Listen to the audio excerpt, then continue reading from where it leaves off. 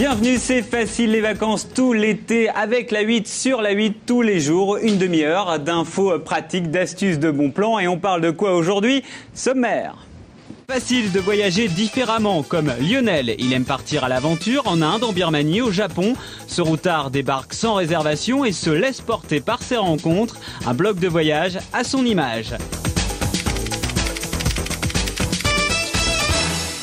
Et dans Destination Blog aujourd'hui, on prend la route des Indes. C'est le blog de voyage de Lionel Taïb. Alors c'est un routard qui se laisse mener là où le vent l'emmène, en Inde, en Birmanie, au Japon, en Turquie, seul ou avec sa compagne Patricia et bientôt avec leur petite fille de 3 ans, Amalia.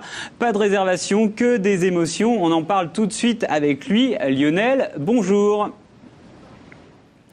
On vous entend, j'espère. En tout cas, merci d'être dans Facile. Vous êtes en direct de Marseille via votre webcam, je vais y arriver.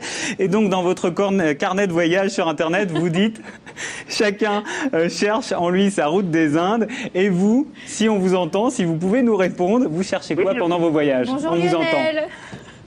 Je vous entends très bien. Alors, vous cherchez quoi, vous, pendant vos voyages? La route des Indes, vous l'avez toujours pas trouvée? Non, parce qu'en fait, selon moi, c'est un cheminement permanent, c'est quelque chose qui ne peut pas s'arrêter. C'est-à-dire que une route des Indes, c'est pour moi à la fois un itinéraire géographique et puis en même temps une sorte de cheminement intérieur pour découvrir des choses en soi qu'on ne peut pas découvrir dans sa vie quotidienne.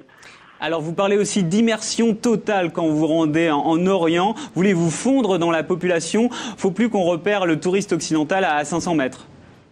Oui, voilà, ce qui m'intéresse, c'est de me perdre un peu dans la foule, c'est-à-dire d'être complètement anonyme, de me délester un peu de toutes les responsabilités, de toutes les contraintes ou même de tous les plaisirs que je peux avoir ici pour me confronter à quelque chose qui est totalement nouveau et totalement inconnu pour moi.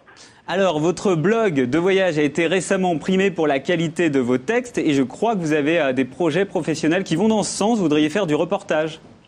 Écoutez, oui, j'ai toujours aimé écrire. Je me suis aussi récemment intéressé à la photo et à tout ce qui peut transmettre des émotions. C'est un peu le but de mon blog. Et donc, j'aimerais bien le transmettre aujourd'hui à un public plus large via des médias, que ce soit des médias papier ou des médias Internet, comme je le fais via mon blog.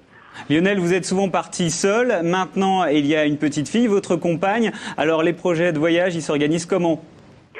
Écoutez... Aujourd'hui, depuis 2-3 ans, je fais un voyage tout seul et puis un voyage en famille. Ce sont deux problématiques différentes. Le voyage en famille, c'est vraiment pour partager. Et ma fille, on l'a déjà emmenée dans des capitales européennes et puis plus récemment en Turquie. Et après, on va essayer d'élargir le cercle et d'aller en Asie bientôt. Merci Lionel d'avoir participé à Facile. Bon voyage évidemment. Et vous aussi, si vous avez un blog de voyage, contactez-nous facile@direct8.net.